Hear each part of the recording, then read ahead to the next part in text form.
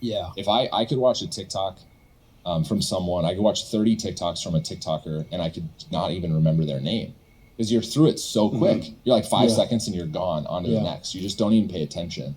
I think that's the difference, is like it's so hard to build community on TikTok right now. And it worries me for you guys see this, the people growing on YouTube with YouTube Shorts. I don't think they're growing fan bases. I think people are just flicking through YouTube Shorts. They're getting hundreds of millions of views a month. But when they go to do something like even sell apparel, like nobody wants it because they just haven't built a community. Whereas like Dream and Carl, they were doing 2-hour live streams on Twitch. Yeah. And they were doing narrative-based storytelling, and they were communicating with people on Twitter and Reddit. And it's just, it's a different touch point. And so it's like, it's really hard for me to kind of wrap my head around like, why would we represent a TikTok creator over a massive YouTube channel? Yeah. I wonder though, just where it nets out for all of these short form creators that have grown so much. I unfortunately think is if we're headed into an economic downturn, like it's going to be really hard for them to make money. That's like that's when I started talking about like, are we headed into a recession? It was really targeted at like short form content creators, because I'm not worried about the Carls and Jimmys and Sapnaps who have diversified revenue streams and YouTube channels and Twitch streams. I'm more worried for the TikTok creator who only can do brand deals. There's no ad revenue on TikTok. They maybe do like one brand deal a month. They don't have a community where they can sell a substantial amount of apparel. They aren't creating their own businesses. That's who I'm worried for. And that's like what I'm kind of seeing is like those brand deals are probably going to dry up. And then how do they make money? So I'm just worried that like all these long form people stop posting content. They're like, I need to go figure out how to make money with my life because I have 30 million followers on TikTok, but no one's paying for it anymore. So that's like that. It really worries me. And I'm seeing it now being replicated on YouTube with YouTube Shorts. The amount of channels doing over 300 million views just on YouTube Shorts is wild at the moment. And nobody knows who they are. It's just crazy. Like every day I go on Social Blade and I'm like, who's in the top 100 viewed channels right now? It's all Shorts channels. Interesting. It's crazy. And but no, like people are paying attention because they're flicking through Shorts. But I don't think anyone really is paying attention to these people. I have one more MrBeast video related question. I watched the I Didn't Eat for 30 Days video, and it was actually my favorite video Jimmy's ever made. Ever made? Don't tell him that. I will not. I'm sure he won't. The reason why is because I think it was the first time I saw Jimmy's character development play out in a YouTube video. He was the focus. It was almost like a vlog, which felt so different from when he's the host and other people are doing things that are challenging.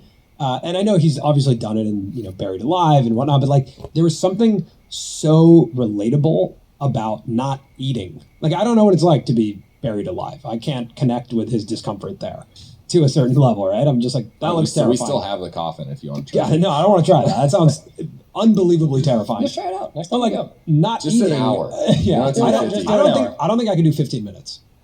Okay, well, let's not do it then. Okay, let's do 10 minutes. We don't want to. It's a lot of work to put the dirt on top of that. 10 feet underground for 15 minutes. Did you not, what did you think about that? I didn't even want to be on set. It made me incredibly nervous. The Buried Alive. Yeah. Got it. Yeah. That to me, like he filmed a video early on where he tried to spend 12 hours underwater. You guys probably saw this video. Yeah, that's an insane video. Yeah. I won't even get into that, but like that to me was the reason why I didn't want to be on. And I knew Buried Alive was much safer because of the protocols we took to film that video. But yeah, the underwater video made me so upset that like gave me a little bit of PTSD for Buried Alive. But the non-eating video, and he had a good story around it too. Like he kept saying this to me, like he was meeting some of these people that had Crohn's and they were doing these extended fasts and it was really helping with their Crohn's. And so he's like, I want to test this theory. Do you think I should film it? He ended up filming it. I think it turned into a really interesting video and people do like watching Jimmy. I think for the most part, early on in his career, he was the director of his videos. You probably noticed this, like Jimmy went through the evolution of like counting to 100,000 to like kind of being like the games master of the videos. Yeah, for sure. And then it kind of came back around, like him and I kind of realized like you need to be the center of attention for your videos. And so he started doing I spent 24 hours in the coldest place in the world. And like we noticed that people really liked watching him either suffer or watching him be the main focal point of the video. Yeah. And so I think that video did both. Like you got to watch Jimmy really struggle through something, which was not eating, but he also was the main storytelling line. You also got to see behind the scenes of his life, which was unique. Oh yeah, yeah. I traveled the whole time. House, We were we went to New York for Brandcast. He had to go up with Mark Rober and give a speech. This was like 10 days into fasting. He was sleeping on the floor. Yeah, like, he slept on the floor in his green room because he was so tired. And so it's like I got to kind of. That's why I thought that was one of the most unique videos. And again, for me, like maybe it's not all of his fans' favorite video, but for me personally, I was like, I talked to Jimmy, but I don't know what his life looks like that often, right? Yeah. And you got to see him do a video like through his life. Yeah. That was really interesting to me. Agreed. Were there any other videos that you were unsure of with him? Oh man, there's a ton. Where do I start? It's probably like a good sign. Yeah, it's a good sign. Right? Yeah. I mean, unsure, skeptical, this isn't safe, we probably shouldn't be filming it. There was also a few videos, like, they thought that they could scale a wall with plungers early on, and they built this giant plexiglass wall. I was like, this is the stupidest thing I've ever seen. The video never got posted. Right. There was one video, this video is such a banger, too. They traveled to all 7 wonders of the world. So they basically they drew straws, and it was like, or something, and it's like, I got pyramids of Giza and Stonehenge, and like everyone got a different location, and they all left at the same time and went to the 7 wonders of the world. It never got posted because they could never figure out what the thumbnail was for this video. Wow. I kid you not. Everything filmed. Jimmy lost his camera in Rome, which was problem number 1, and then no thumbnail got taken. And so it's like video never got posted. So there's a lot of those stories where there's just videos in the graveyard, and there's tons of videos in the graveyard. Does that ever frustrate you as a manager, or do you just understand it? Because we've had brand deals on a lot of these videos, and then I have to call X brand who is like, I love that video concept, and be like, yeah, it's not happening. Jimmy doesn't know what the thumbnail is for this video. Right. And for a brand, that's like, what are you talking about? They do not understand it. Yeah. They're like, wait, so Jimmy doesn't like the edit, but you re-edited it, and you still didn't post it, and you're not going to post it? I'm like, he doesn't like it. It's getting thrown in the garbage. But they're like, but you spent X amount of money on this video. I'm like, that's irrelevant. It doesn't matter. Yeah, it's like, he doesn't think the video is a good video, thus it's not getting posted. So there's a lot of, he sends out I think he does videos now every year where he's like, these videos didn't get posted. There's still a lot of videos that are in the graveyard that haven't made that cut. He built a city out of bouncy castles. Such a stupid video. Never got posted. Do you think there's dangers? We've talked about this with actually a few different creators, but I'm curious your perspective on the impact or dangers of younger creators striving to be like Jimmy. Yeah. It's just going to be really hard for someone to catch up to where he's currently at because he's spending so much money and the ideas have gotten so crazy and his team's gotten so big. Like, it's a massive infrastructure. Someone's going to do it. It'd be dumb for us to say someone's not going to do that blueprint and pull it off, but I do see a lot of creators who are making MrBeast style videos, but they just can't get up to that caliber because they're not able to spend $1 million on a video. But I do appreciate that people are striving to make better videos. Like, we're seeing it all over YouTube. I think what's interesting is a lot of people have realized they can't come up to Jimmy's bar, so they've been like, I'm just going to be way more creative. And I think Ryan Trahan's a great example of he doesn't want to make videos at that scale, but he's just really focused on what's the most creative things that I can do that people want to watch. And he's had so much success doing that. I think Eric's another good example. Just creatively, his videos are really good, and he doesn't have to spend $1 million a video to pull some of these off. He just is thinking a lot about is this a good concept? Are people going to click? Let's go execute it. And so YouTube's in a bit of a weird spot right now. I don't think there's a lot of creativity, but I do think that there's a handful of creators that I look at every single day and I'm like, wow, that is an amazing video and idea that I can't believe they executed. When you're looking at creators to bring on, what are the characteristics that they need to have? Because I'm sure you see a lot of creators with great videos. All day. But you have a top secret checklist. Yeah, I don't think you can't say he's got a top secret checklist. Maybe when I retire, I will tell people what it is, but I haven't really publicly spoken about it. I think it's one of the secret sauces of our company. When you look at our roster top to bottom, we have a lot of creators who have hockey stick growth and they're killing it. And I came up with these 5 things 4 years ago of what is a night creator, and I spent a lot of time actually with Ezra on a whiteboard of if we're going to go forward as a digital talent management company, we need to understand what this person looks like. What is the makeup of this person? And so there's a lot of effort put into that, and we don't deviate from it. It's like if they don't check every single like thing that we need them to check, they're not a night media creator, and that's fine. They're just not for us. And so I don't know if I'll ever release that, but we'll see. I like that. I think it has a future. Yeah, it's got good allure around it. It's like good. Yeah. I like that. And we from top to bottom, like I think people can look at our roster. It's like well diversified. We're in almost every single content niche now, from like, food with Guga and Matt Stoney, all the way to life and beauty with Sophia Nygaard. Like we're on every spectrum, and a lot of those people are the number 1, number 2, or number 3 channel in their specific content niche. And so there's just like certain characteristics that I look for and certain things that we identify, and we're like, okay, this person's perfect. When you look back at this journey up to this point, like when you look at the success you've had, is it like, what does it feel like? The journey from starting it to here, feels like we haven't even got started. I mean, my vision for this company is so much bigger than what it currently is. And the business plan and the vision that we put in place 4 years ago, it's just like we have a long ways to go.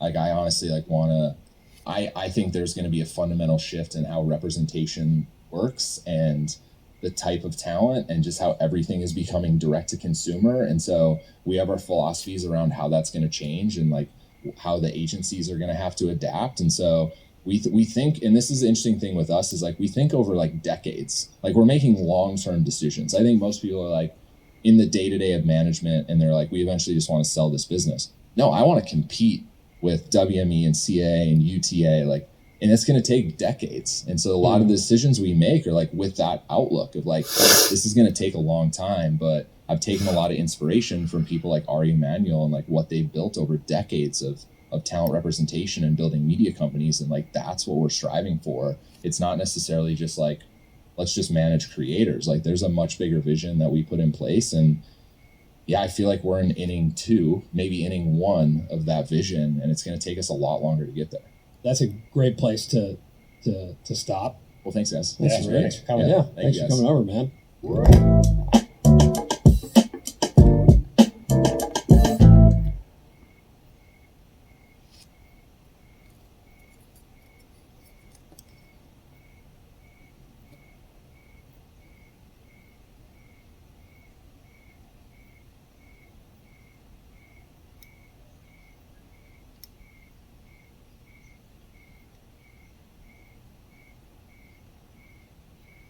I'm burnt down. Screw this. All we need is $20 million. Hey, Netflix, how much would you pay me? Yeah. We're in too deep. Every other day we'd have mental breakdowns. You're funny. You want a job? Just put this out there. I did not enjoy being married a lot. Why did you cry when you brought us up? So, I make videos. What's up, everyone? Welcome to the Colin and Samir Show. I'm Samir. I'm Colin. And every week on this channel, we talk about the latest in the world of creators. So if that interests you, make sure to subscribe. After we put out our breakdown video about our time with MrBeast, a lot of people in the comments were asking for the full interview. This is the longest episode on our channel, but for us, experiencing 72 hours with Jimmy was so educational, and we pulled so much value from just being with him. I feel like spending the time to watch this full interview can really teach you a lot about MrBeast and just a lot about the career of being a creator. This episode of the Colin and Samir Show is brought to you by Jelly Smack. If you want to check them out, the link is in the description, but more on them later in this episode. Colin, roll the intro.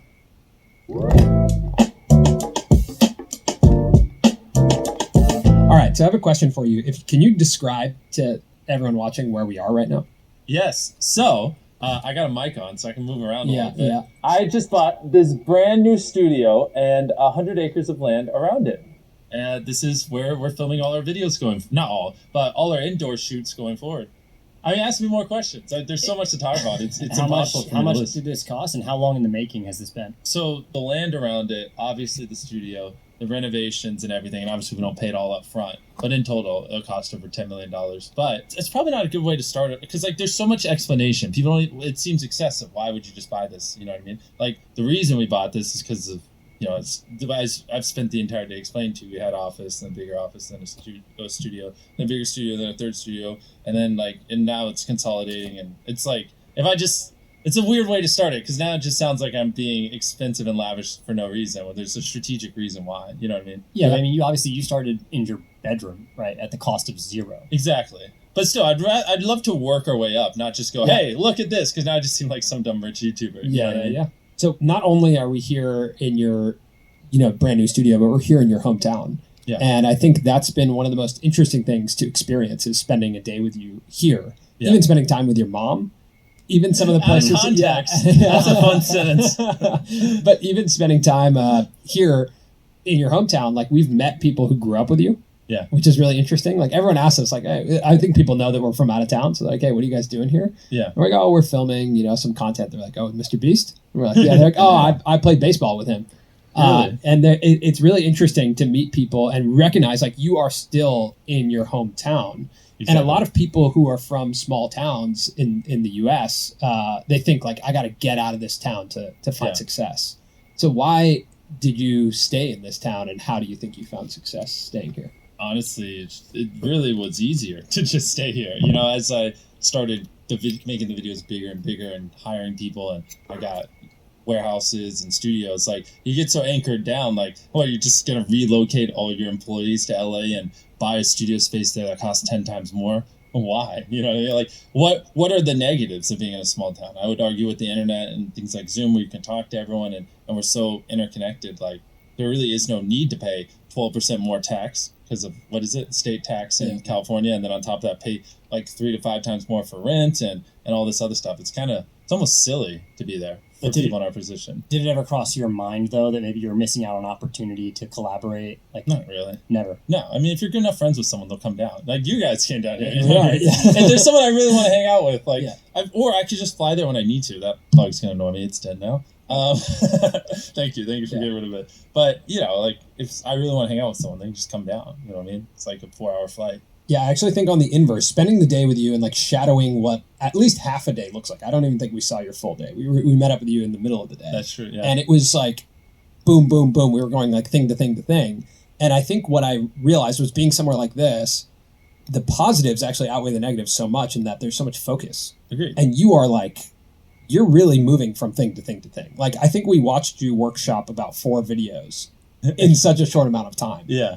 And that I thought was one of the most interesting things. And just sitting there in those meetings, understanding how you're thinking about what needs to happen. And then additionally, having the facilities and the team members who are ready to custom make things for the stories. Mm-hmm. Like, I don't know if people realize, I didn't realize, and I've been watching your videos, I've talked to you, we've interviewed you. I didn't realize that every set is like custom built for the video. Based they have on to the come story. from somewhere. Yeah. Yeah. But I mean, you would think that, okay, let's reuse that, or let's see how many videos we can film in this set. Gotcha. But you know what I mean? Like, it's just like, it's part of the story. Great. So you started in your bedroom. Yep.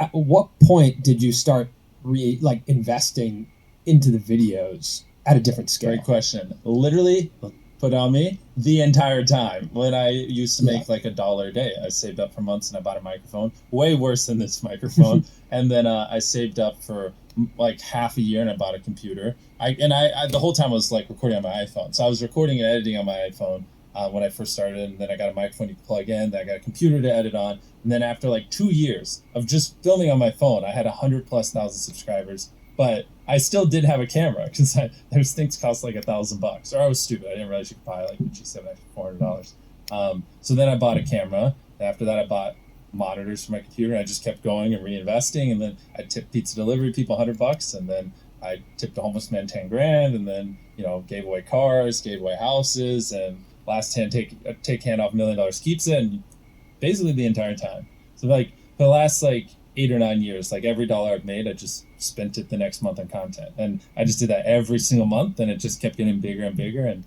here we are.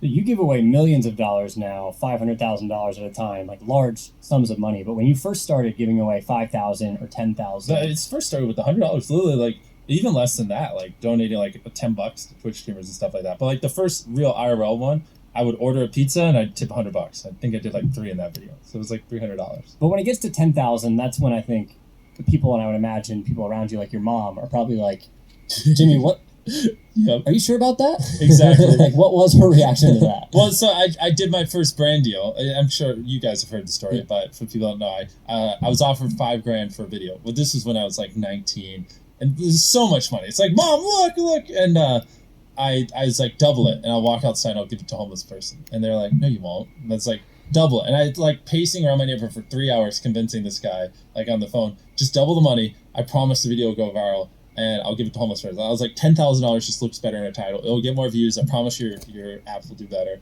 And I ended up getting $10,000 and then gave it away. And my mom's like, why don't you just give away $8,000, $9,000? Why all $10,000? I was like, Mom, it'll look better in the title, and it's just better, you know. And that's basically that. Yeah. How did you know that, you know, giving away $100? I guess it's natural, but like, why does it make such good content? Like, why do those things? I think make it's good? something I've always enjoyed. Like, even when I was, I don't want to say poor. I don't want to over dramatize my story. Like, you know, we weren't ever the poor, but I didn't have as much money. If I saw a homeless person, I would, you know, open my wallet and give them almost all the money I had. It's just fun, you know, because then you see the reaction, their face light up, stuff like that. And so it kind of was just something I always enjoyed, because there's